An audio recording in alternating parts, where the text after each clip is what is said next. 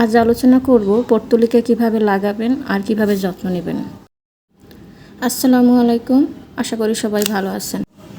আমি মাটি আগেই রেডি করে রেখেছি। নর্মাল মাটির সাথে জৈব সার, সামান্য মোটা বালি ও কিছু ইটের গুঁড়া মিক্স করে মাটি রেডি করেছি। খুব ভালো করে মাটি মিক্স করে পানি দিয়ে ভিজিয়ে নেবেন, তাহলে ডালগুলো লাগাতে সহজ হবে।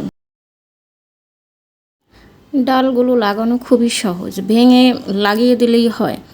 আসলে পর্তুলিকা বীজের চেয়ে ডাল থেকেই ভালো হয়। একটা একটা করে ডাল আস্তে আস্তে মাটিতে লাগিয়ে দিবেন, যাতে ডালগুলো না ভাঙে।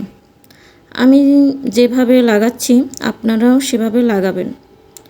পর্তুলিকা 20 থেকে 25 কালার বা তার থেকেও বেশি কালার পাওয়া যায়। আমার কাছে বেশি কালার নেই। আপনারা চাইলে একসাথে অনেক কালার একটা পটে লাগাবেন, অথবা আলাদা আলাদা পটে আলাদা আলাদা কালার লাগাতে পারেন। যেভাবেই লাগান, ফুল ফুটলে অনেক ভালো লাগে।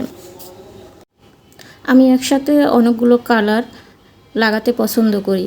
আপনাদের পছন্দ মতো আপনারা লাগাবেন। আপনাদের কোন কালারের পর্তুলিকা ভালো লাগে জানাবেন।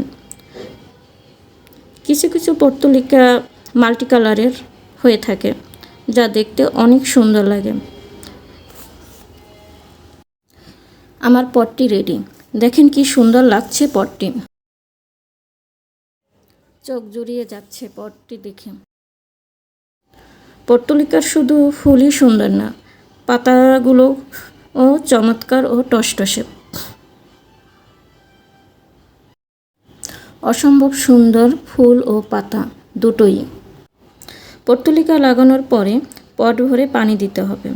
তারপর 2 থেকে 3 দিন ছায়াযুক্ত স্থানে রেখে দেবেন। মাটি না শুকালে পানি দেবেন না, তাহলে গোড়া পচে যাবে।